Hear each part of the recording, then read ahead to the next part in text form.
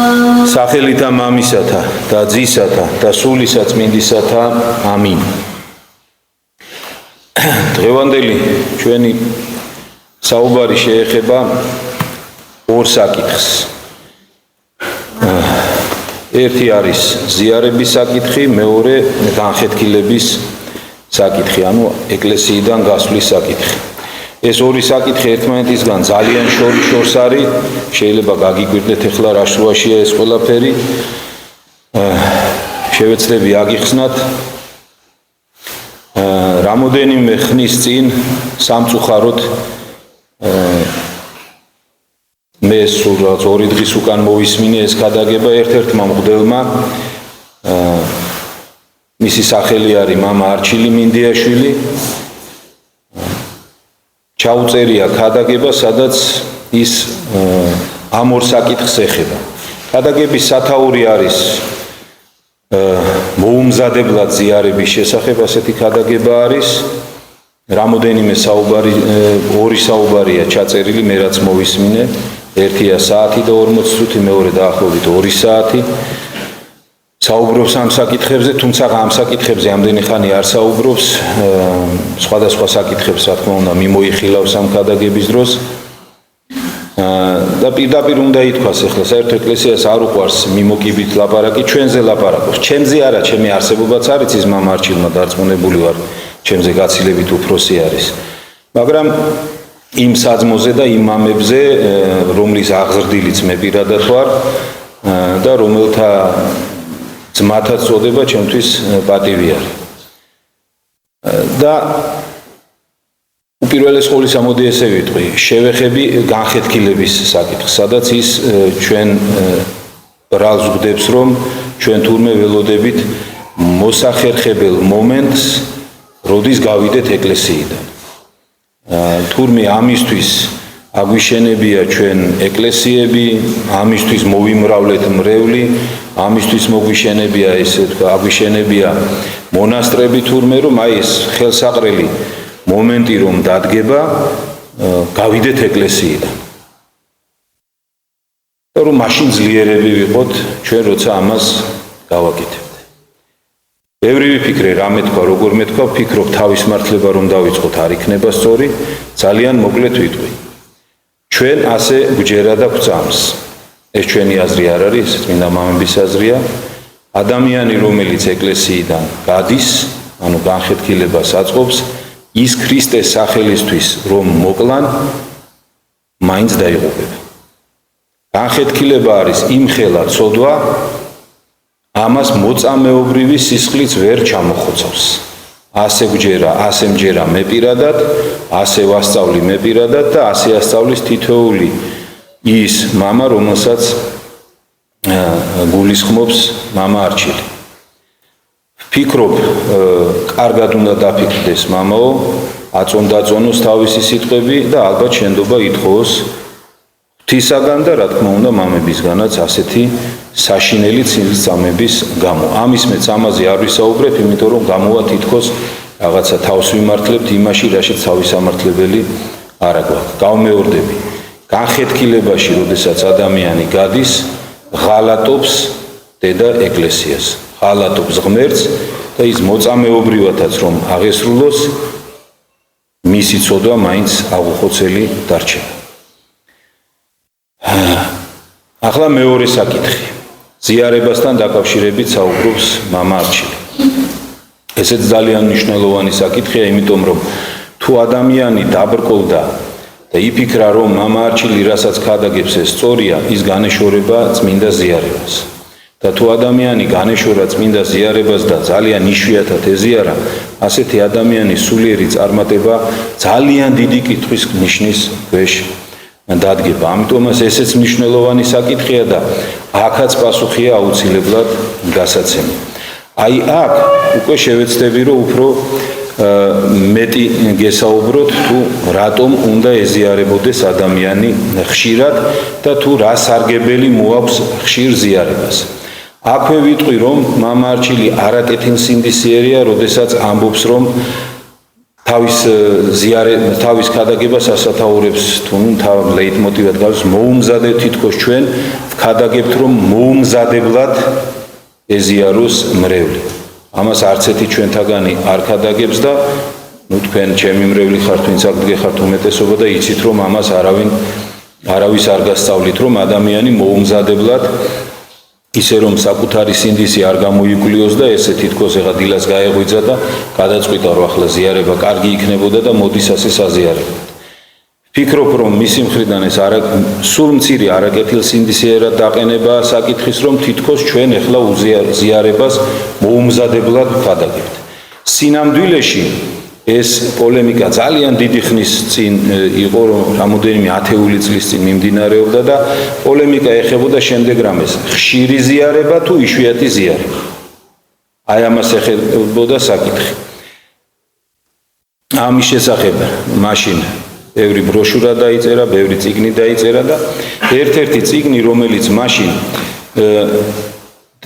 ღვიმევის დედათა მონასტერმა გადათარგმნა ეს არის ღირსი ნიკოდიმოს მთაწმინდელისა და წმინდა მღვდელმთავრის მაკარი კორინთელის სიტყვები ზიარების შესახებ.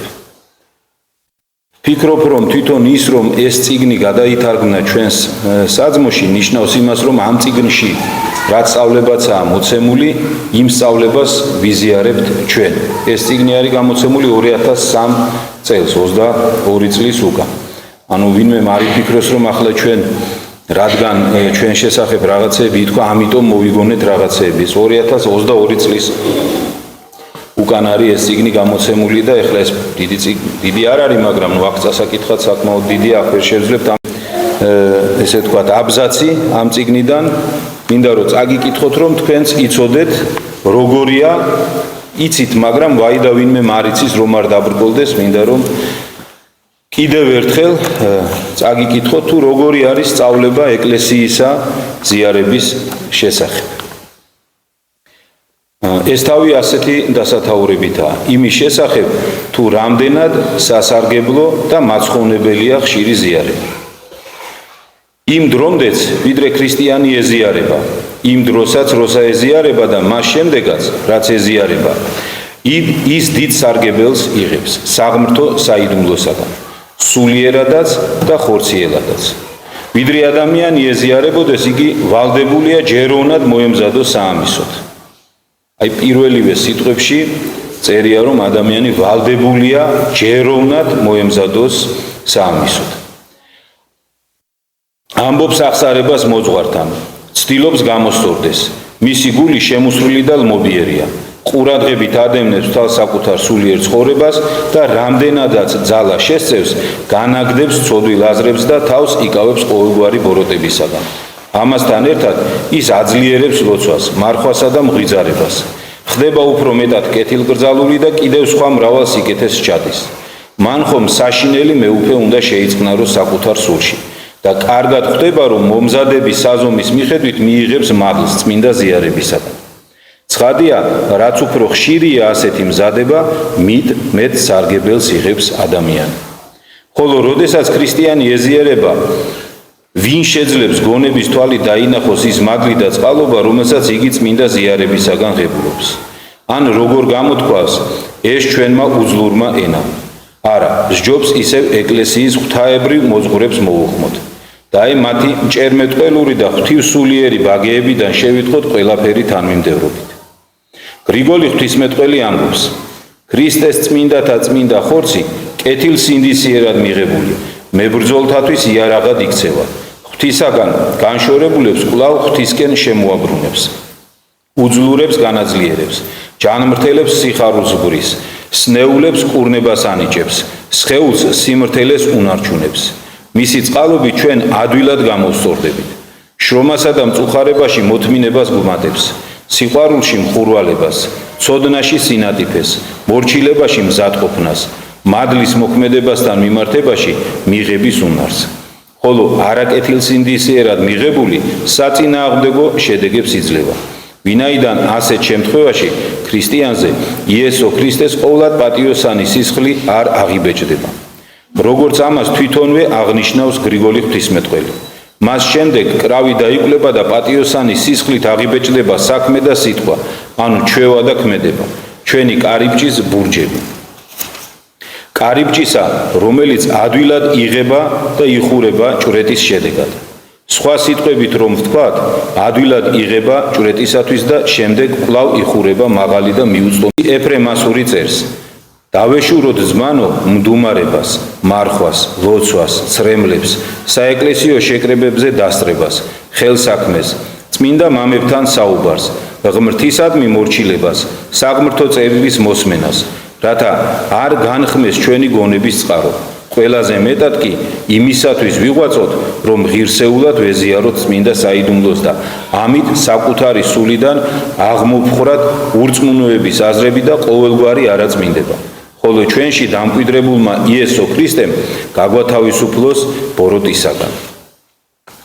წმინდა თეოდორე სტუდიელი საუცხოოდ გადმოგცემს, თუ რამხელა სარგებელს იღებს თითოეული ჩვენგანი ხშირი ზიარებისაგან. ფრიად შემძლebel არიან ცრემლი და სინანული, ამბობს იგი, და პირველ ყოველთასა საღმრთოთა საიდუმლოთა ზიარებაი, რომლისათვის არა უწყი თუ ვითარ გხედვიდე რა უდებებით ფრიად განკვირდები, რამე თუ უკვე თუ მოიწიოს კვირიაკე, ანუ უკვე თუ ვეზიარენი თვინმე, ხოლო უკვე თუ სხვასა დღესა არ მკრებაი ჟამის წირვისაი, არავინ მოუხდის ზიარებად. დაღაცა თუ მონასტერსა შინა მარადღე ჯერ იყო, რომელსამცა ენება ზიარებაი, ხოლო აწკნინღა და არავინ არს, რომელიმცა ეზიარა. ამას რაი ვიტყვი, არა თუ ლიტონად და გარეწარად მნებავ ზიარებაი თქვენი, ნუ იყოფინ. რამე თუ წერილარს, ვითარმე, გამოღა იცადენ კაცმან თავი თვისი და ესრეთ პურისა მისგანი ჭამენ და სასუმელისა მისგანი სუმ.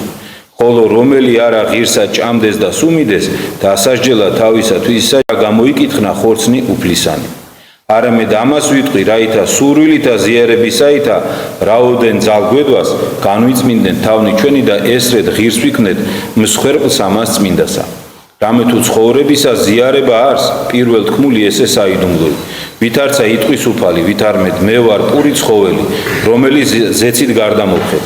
უკვე თუ ვინმე ჭამდეს ამის პურისაგან, არა მოკვდეს, არამედ ცხონდეს უკუნისამდე. და ვითარმედ პური რომელიმე მივცე ხორცი ჩემი არს, რომელსა მე მივცემ ცხოვრებისათვის სოფლისა. და კვალად, რომელი ჭამდეს ხორცსა ჩემსა და სუმიდეს სისხლსა ჩემსა, იგი ჩემთანა დადგრომილ არს და მე მისთანა. იხილია ნიჭი ყოვლად გამოუთქმელი და მიუწვდომელი. რამე თუ არა ხოლო თუ ჩვენთვის განკაცნა ოდენ და მოკვდა, არამედ თავიცა თვისი საზრდელა წინა დამიგო ჩვენ. რაიმცა იყოს სწორ ამის სიყვარულისა, რომელსა ვერცა გონებაი მისვდების და ვერცა ენაი გამოიტყვის. ანუ რაიმცა იყო უფრო ის წმინდისამი საიდუმლოისა საცხოვრებელ და საწადელ სულისა.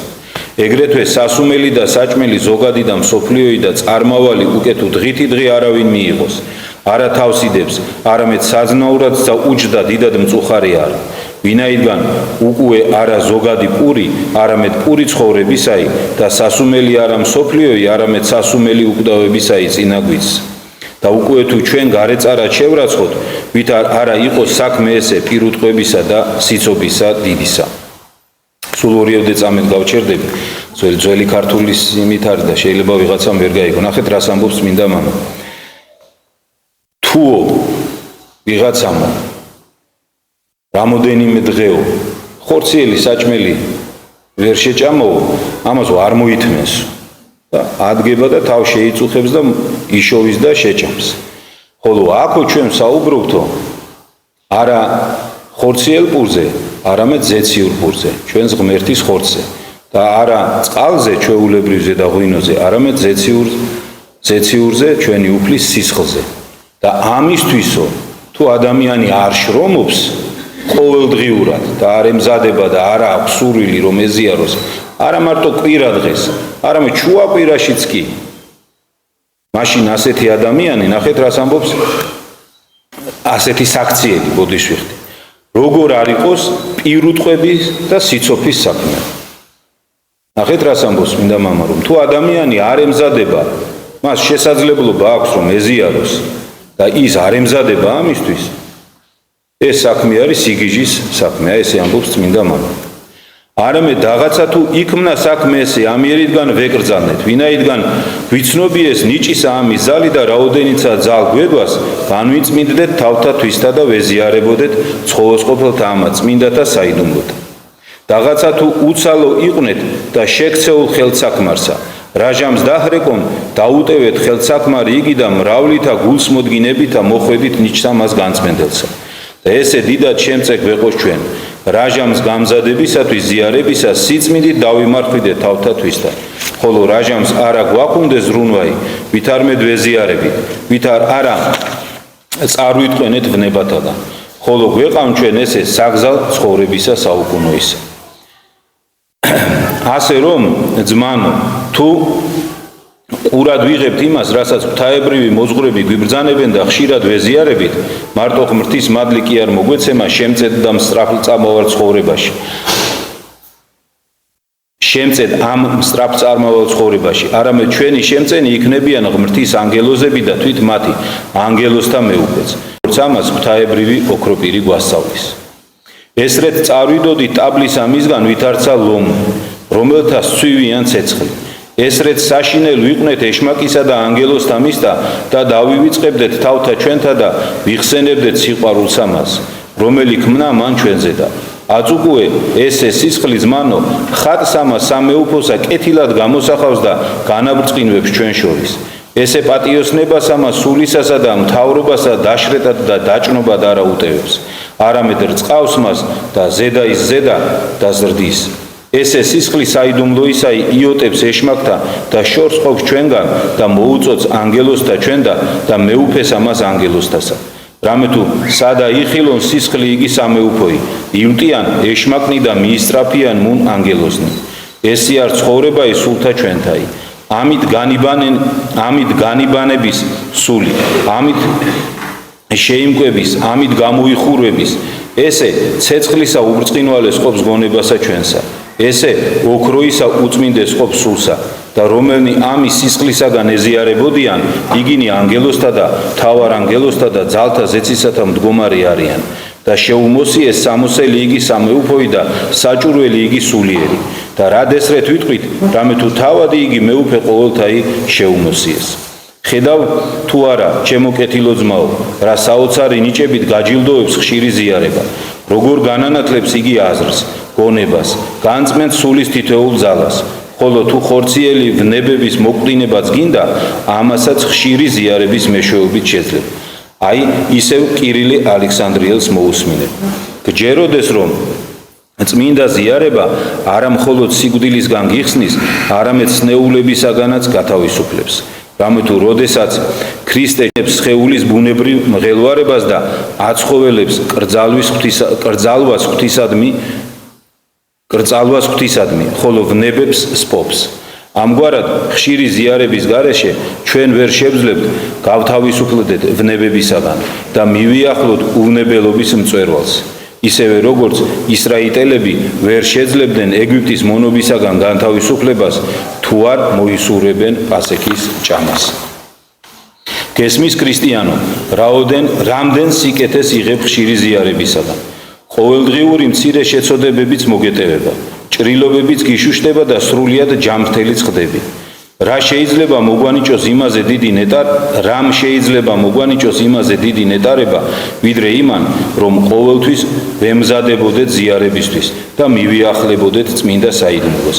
ამის წყალობით კი მუდამ თავისუფალი ვიყოთ ცოდებისაგან. და რომ მიწაზე მცხოვრებნი ზეცაში მყოფ ანგელოზებს ვემსგავსებოდეთ სისპეტაკით. სხვა რომელი ბედნიერება შეიძლება შეედაროს ამ ბედნიერებას.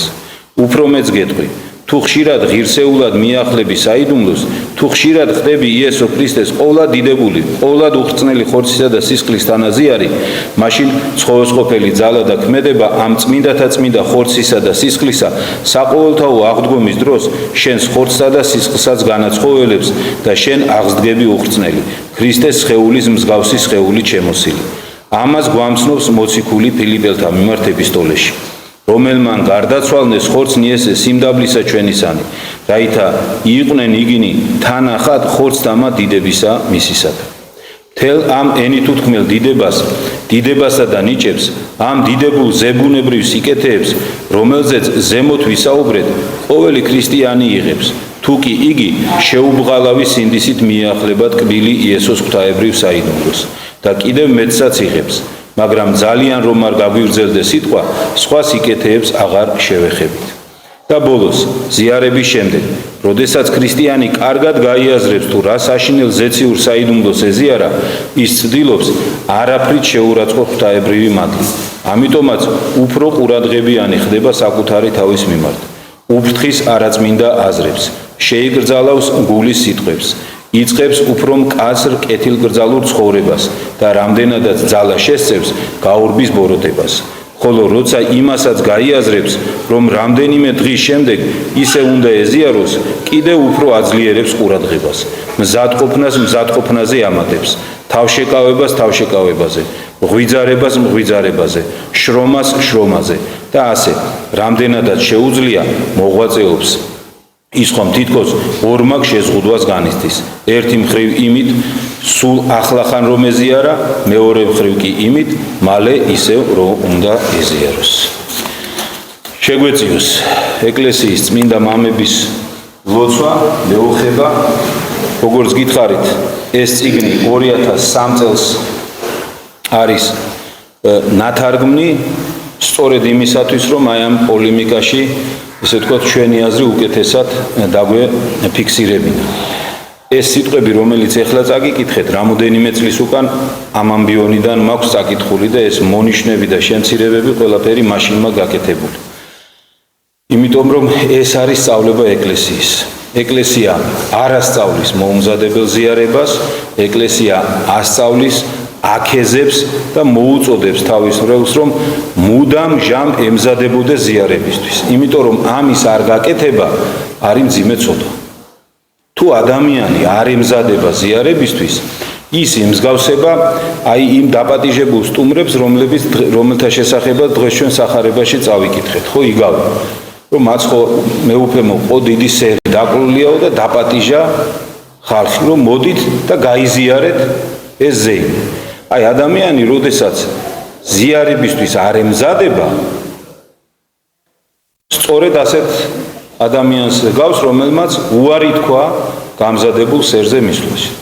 იმიტომ რომ წარმოიდგინეთ, ჩვენთვის გაკეთდა ეს ყველაფერი, ჩვენთვის იწირება და ჩვენ იმდენი შრომის თავსდებაც არ გვინდა, რომ ჩვენ რაც შეგვიძლია, ნახეთ ხაზგასმით, ყველა თითქმის ყველა წმინდა მამა ამას ამბობს, თავისი შესაძლებლობების მიხედვით ემზადება. ჩვენ არავინ არ გვთხოვს წმინდანობას, ჩვენი შესაძლებლობების მიხედვით.